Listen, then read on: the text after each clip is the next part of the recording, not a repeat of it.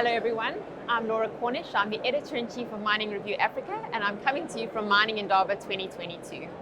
I'm joined today by Andrew Copeland. Andrew is the Technical Director for Mining for Piésold Consulting Southern Africa, and we're going to chat about a really important topic in the mining industry, tailings.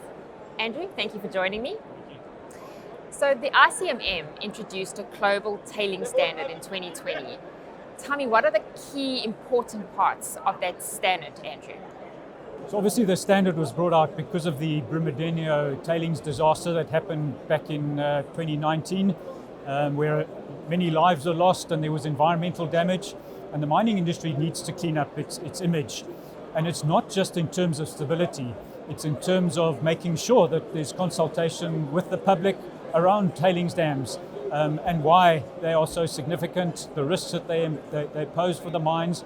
And so the global tailings standard brought out much more than just fixing up our tailings facilities that are acceptable to the environment, but that they are properly safe, they're properly managed, and all those things. So the standard is very broad and encompassing much more than the previous guidelines that came out. And so a lot of the companies are having to adjust and bring on all those things to make sure that they become compliant with these new standards. So I know there's a deadline around compliancy, Andrew. So I want you to talk about the deadline, and then let's also talk about the fact that it's really most relevant or ICMM companies that are members of ICMM. The compliancy is easy, but what does it mean for members or for companies that are not members of the ICMM? Yeah, so that's quite right. All ICM members are meant to be compliant in terms of two deadlines. In August 2023, the high-risk facilities need to be compliant, and in August 2025, the lower risk or other facilities, including dormant tailings dams, need to be compliant. So there's a process. Obviously, the focus is to get the high-risk facilities compliant, and that means that there's a lot of documentation.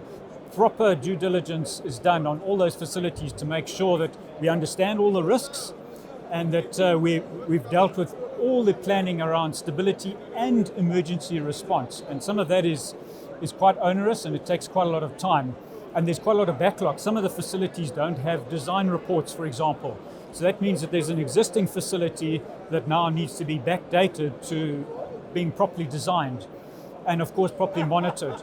And that's bringing on a lot more onerous requirements in terms of monitoring, particularly online monitoring, automated monitoring, and setting up those systems to become compliant.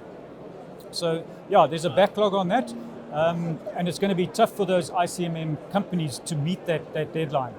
For those companies that are not part of ICMM, they're not required to be compliant, but we're seeing pressure being put on them to become compliant.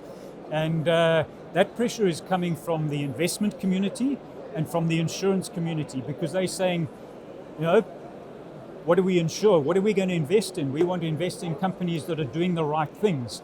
And so there are many companies who are saying, yes, okay, we're on this bandwagon, we're going to try and meet these deadlines as well. And that's bringing in a lot more work, and there really is pressure to try and meet those deadlines. So I know, Andrew, that no two tailings facilities are the same, but if we could talk generally and obviously Africa specific, where do you think the industry is in terms of that tailings compliancy? A long way to go, or are we sort of closer to the mark there? We are battling to keep up and meet those requirements. One of the key things is we have a lot of what we call upstream tailings facilities, which are more risky, and they need a lot more rigor and technical inputs to understand what the risks are for each of those facilities. And we've got communities living around those tailings facilities that need to be protected. So there's a lot more work, and we're probably not going to meet all those deadlines. So what we're going to be probably having to do, and this is probably the mining companies having to do this, is persuade their investors and insurance companies that they're doing it as fast as they can, and they'll meet all the key areas by, say, August 2023, but they will continue to close out all the other non-compliant areas as soon as possible.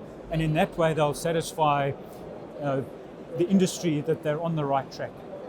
But it is a lot, and we are battling. So here's the $1 million question, Andrew. What's going to happen if they aren't compliant?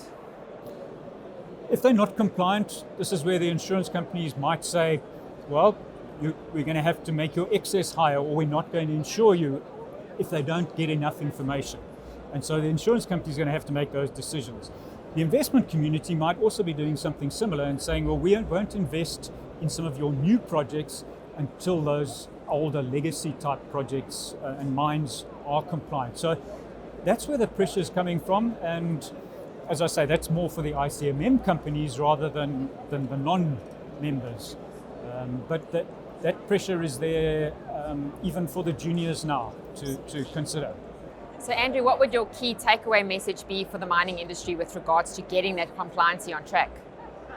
There is no doubt that the mining industry has to lift their game. International guidance is basically saying this is the way you've got to do it. And I think that the tax could be turned off by the investment community to mines that choose not to be compliant. And it's going to be more and more difficult if they don't follow that route. So I think it's the right way, and I believe that a lot of companies are taking it on board, and those that aren't are going to be left out.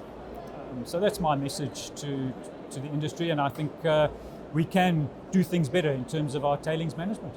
Fantastic, Andrew. Lovely to chat to you, talking about a really, really important topic in the mining industry. Let's hope those mines get their compliancy up to standard. Hey? Me too. Yeah, thank you. Awesome. Thanks so much for joining us. Stay tuned for miningreviewafrica.com for more.